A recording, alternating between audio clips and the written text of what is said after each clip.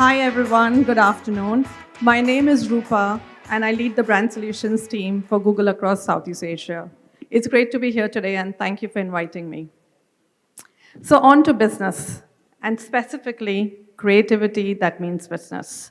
Nowadays, it's very easy to be lured with all the insights, trends, and technology movements that we are seeing in the world. But only when technology is fused with true creativity, that's when breakthrough happens. I'll be sharing some examples very soon with you, but before that, let's understand what's happening in the consumer landscape and the marketing ecosystem for us to adapt to. If I go back, and my age is going to show very soon, if I go back a few decades ago, advertising was very, very simple. It was a bit like a 10-pin ball. Big idea, let's create one hero asset, put lots of money behind it, and wham, we will get the impact that we're looking for. But the fragmentation of media, the game has fundamentally changed. With the need to adapt and connect to our consumers, the rules have changed. Now it's like playing ping ball. We are bouncing from one touch point to another touch point, trying to connect our consumers where they are and staying relevant and top of mind for them. Added to this, if that wasn't challenging enough, there are more challenges. The explosion of content. As consumers, we love it. But as marketeers, I'm not sure whether we're really ready to accept this challenge. In the past, we would simply put a lot of money behind it and buy the audience's attention because they were captive, right? But our competition was mainly other brands. Now, things have changed. The options have widened for our audiences with the likes of Fortnite, Marvel Universe, and all the other brands that are also creating content. So the competition is also now complex. This new game comes with new rules, but what has remained constant is the impact of creativity to grab attention. Our meta-analysis across a lot of our measurement partners show that creative contributes to actually 50% of ROI. So what you say, how you say your message is extremely important in today's world, much more than ever. The other 50% actually comes from media, which is to whom, where, and how often you put your message to. To be clear, this isn't a fight against media versus creative. It's really to make sure that we streamline everything and work seamlessly to finally deliver the ROI for our clients. Given creative is such a big battle, 50%, please remember that magic number. It's half the battle, and at Google, which is why we have this amazing team, a dedicated team of creative experts called Creative Works, who actually live and breathe creative. And their mission is extremely simple. Enable bigger, better, and bolder ideas across a Google canvas for our clients to drive their business impact. Now, this can be done in multiple ways. And all these components we keep talking about, right? In marketing world, we love a civil war. There are lots of opinions, lots of discussions and point of views of which one is better. Should we do creative? Should we use data? Should we look long? Should we do short? Many point of views exist, but evidence shows that none of these are actually conflicting. They are more complementary. These key disciplines, if connected together and working seamlessly, actually can be force multipliers rather than opposing forces. And this is something that I wanted to land because it's really how we connect all of these parameters to make breakthrough advertising. While Vietnam has been doing a lot of good work, and I'm going to plug in the MMA Awards because I attended them this time in Southeast Asia, in Singapore, and I think Vietnam was actually standing out as one of the most creative countries among all the Southeast Asia countries. So kudos to the team here. Obviously, it's doing really, really well. However, today I will share more creative examples from the other side of Vietnam so that we can see what is inspiring and learning from. The first force multiplier, creative and data, I do believe this is the most powerful one. This comes in many forms. We can look at emotional versus rational, science versus art, but when combined together, it is the most strong combination. At Google, across our platforms, from maps to apps, from search to video, we have over 1 billion signals. And this powers everything in terms of interest, passion, motivations of our consumers. However, all this will go waste if we have a mindset of having one size fits all. So what I am going to encourage really in all the examples that you would see is how do we approach creative in a different way. Let me share one of the most iconic ads of 2022, which actually won the Cannes Awards last year, where they used data with creativity brilliantly. Many of you might recognize this ad. Please pardon me if you've already seen it, but it is one of the best ones in town. Let me play the film now. Big businesses and brands that suffered during the pandemic found their way back, but the smaller stores still suffer. This lockdown has been a real tough phase of my life. I mean, I have seen bad days, but this was the worst. Last year we helped small businesses through Diwali, so this year we decided to bring it back. Presenting not just a Cadbury ad. This Diwali, we helped hundreds of small businesses by making India's biggest brand ambassador be their brand ambassador. इस दिवाली आप भी ना अपने पास वाले fashion नोवा emporium से ही कपड़ों की shopping करना और फिर एम्पायर फुटवेयर नाम तो सुना होगा अपना स्टाइलिश चश्मा बगल वाले हेवन आई ऑप्टिशियन से ही लेना सिद्धि विनायक इलेक्ट्रॉनिक्स से लेटेस्ट स्मार्टफोन खरीदकर धमाकेदार सेल्फी पोस्ट करना। क्या कर रहे हो? मीठा लाए कि नहीं? लाया हो ना यार अपने पास वाले रोशन किराना से आप भी अपना मीठा वहीं से लेना। We used machine learning to recreate Shah Rukh Khan's face and voice to take the local store names in the ads. इस दिवाली आप भी ना अपने पास वाले चॉइस ऑफ फैशन से ही कपड़ों की शॉपिंग करना। पास वाले आजकल फैशन से ही, रॉयल फैशन से ही, एनके क्लॉथ्स से ही, पास वाली लक्ष्मी कलेक्शन से ही कपड़ों की शॉपिंग करना। इस दिवाली आप भी ना अपने पास। Different versions of the same ad with local store names were targeted as per the PIN code of the viewer, showing them only the nearby stores. But it is impossible to cover all the stores. So we gave the power to the people to create their own version of not just a Cadbury ad. Any small business owner could promote their stores through their own social media networks like WhatsApp forwards and other social media pages. मैं भी नहीं सोचा था कि शाहरुख खान मेरी दुकान guide करे। हमारे आसपास की जो दुकानें हैं उनकी दिवाली भी तो मीठी होनी चाहिए। Cadbury celebrations, not just a Cadbury ad. So you can see how beautifully creative and data was integrated in this. We can see this is not just the power of purpose. When the purpose is combined with tech and data, it becomes really a breakthrough. The second force multiplier is something that we all talk about. In fact, this has become the buzz of everybody's top of mind right now, right? Which especially picked up during the pandemic. There seems to be a perception that there is a cannibalization between the long and the short. But at Google, we feel differently.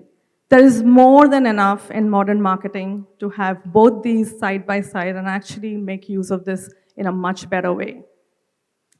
So the rise of streaming long short content through connected TV is especially fantastically grown in Vietnam. With 30 million plus users that are on CTV, and so is the explosion of Shorts and TikTok that you will be talking to in some time. So the snackable content and long form, both are actually doing really well in Vietnam. There is some interesting research from analytic partners which shows different durations and how they perform in different ways. The interesting part is actually more than 60 seconds performs better than any of the other duration, followed by 6 seconds and then 15 seconds, which is really the workhorse of all video ecosystem. Every campaign should ideally have a mix of all these durations because you cannot have too many long forms, you just can't afford it, to be honest. And you cannot have too many short forms because you will just not make an impact. So the idea is always to have a mix of these durations to really do the right work. This actually seems a fair reflection when we even speak about Gen Z, which is again a very elusive, top of mind, must-have audiences from all the marketeers. And why I say that is because the good news is that Gen Z actually favors both long form and short form. And even more interesting is that during short breaks or travel time, they pick up the short form, and then when they have the leisure, that's when they go for the long form. And that's true for all of us, not just Gen Z. So the good news is we're the same as Gen Z, half of this room, I guess, over here.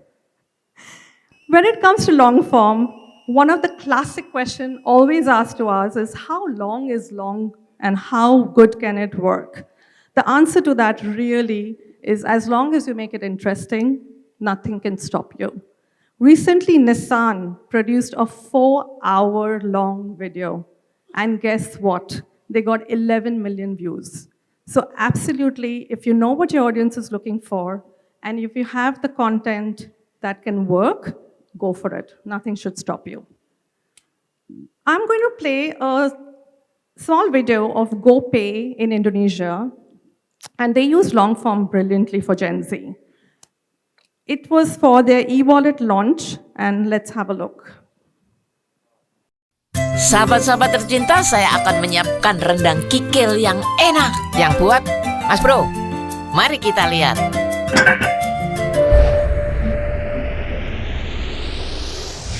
Punya gue 28.000. Punya Kiki banyak juga nih. Tapi mau nagih nggak enak deh. Endang lama bener. Jangan-jangan mau dibayarin. Nggak enak ah. Duh, kok dompet gue nggak ada?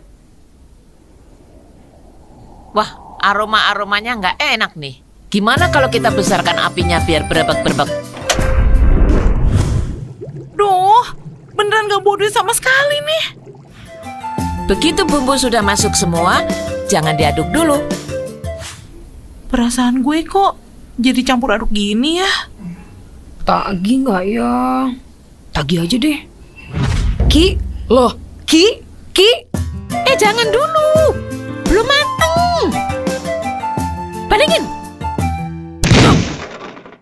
Sekarang tambahkan sedikit lada. Udah numpang mulu di kosan, sekarang minta dibayarin juga. Kok lu pedes sama sih, Ndang, hitung-hitungan gitu? Kan gue lagi ngomong dalam hati, kok lu bisa denger? Namanya juga iklan, suka-suka yang bikin cerita. I've actually deliberately stopped it because I'm sure most of you want to see more of this. So this ad actually ran for 2.5 minutes, and again, very, very successfully. So they used humor, Gen Z insights brilliantly, and it worked for them. The third and final force multiplier is actually precision at scale. Here we can start to look at supercharging relevance and accelerating it.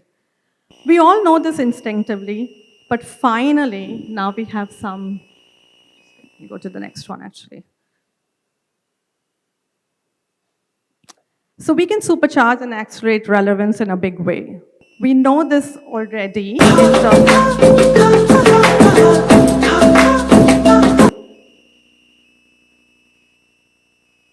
Sorry about that. It's a good place to stop at least. Can somebody tell me what is this all about? It's actually Neutrogena face wipes, and they were looking at new users and new user stakes in terms of where else can this face wipes work.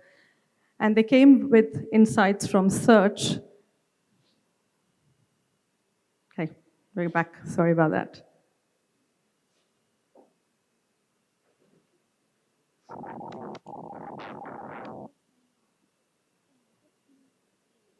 Not shifting.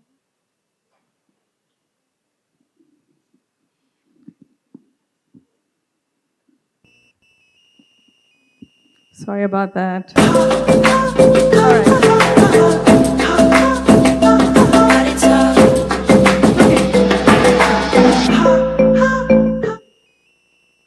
So our data showed spikes in search around new occasions like Halloween, makeup, and World Cup. And actually that led to the client coming to us as Google and saying, can you please create me ads which will link back to these consumer moments that we're seeing. So by extending relevance, Neutrogena actually got almost 14% increase in sales, and 70% of these users were new users who came to this category. So again, brilliant creative backed by relevance was really important here. So having looked at all these three force multipliers, actually there's a bigger theme around this. And actually I think Anna mentioned it just recently. It's all about combining human creativity with the mechanical muscle to create this powerful ideas that will flex and adapt to the whole ecosystem. So evolution of channels and personalization at scale creates thousands and thousands of opportunities for us as a creative team. No human, honestly, can do this on its own. That's where AI comes in.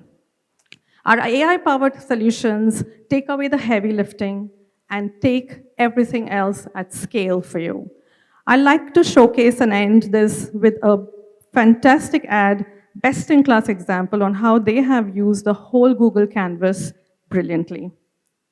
So this is a case study from Australia. It is about Philadelphia cream cheese. I'm sure everybody has just come out of food, but trust me, when you see this, you're going to get more hungry. So hope you notice the uplift, particularly of what the client is saying in this case study. Philadelphia cream cheese has long been the go-to for Australians when creating decadent desserts. But Philly can be so much more than that. So, to increase household penetration, the brand needed to demonstrate Philly's versatility to broaden people's repertoire of the much-loved product. The truth is, at any time of day, there are millions of things that you can flavour up with Philly, from avo crackers to BLTs to ramens. To bring this versatility to life, we knew a single traditional ad wouldn't cut it. We needed multiple assets to tell a number of different stories. We used all of Google's ad platforms in tandem to serve relevant messages in the moments our audience would be most receptive to them. Search was used to capture people at the moment they were looking for snack and recipe inspiration. Dynamic display ads appeared based on the time of day to serve the most relevant snacking ideas. Some even included a chatbot to help consumers flavour up their snacks with Philly. We really wanted YouTube to explode the versatility message, so we partnered with 3 YouTube creators to provide new and exciting snacking ideas. In addition to this, we created a Hero TrueView film and over 70 additional Director's Mix bumpers, personalized to the content the audience was about to watch. By creating a bespoke YouTube asset, we achieved a 50% view-through rate, the highest engagement we've ever had. And at the midpoint of the Flavour Up with Philly campaign, we'd already tripled our market share target. I hope you heard it right, triple the market share target. So by doing everything right in terms of being creative, data, tech, and using the whole canvas that's available to us as an ecosystem, we can do some great stuff. So to conclude, I'm going to be leaving you with a last closing thought. Here's a quote from Bill Bernbeck, who's one of the founders of DDB. And he says, "It may well be that creativity is the last unfair advantage we're legally allowed to take over our competition." And I believe this is true more than ever now for us. With everything that's happening around us, your competitors can use the some platform, same algorithms, same data, same insights, but what they don't have is your brand and your creativity. So if you remember nothing else, please just remember 3 things from me today. 1, creativity could be your last unfair advantage, so please use it well. 2nd, creativity works. 50% of ROI is led by creative. And the last is that Google is here to help you in the journey. So please work with us, and we can do some brilliant stuff together. Thank you very much.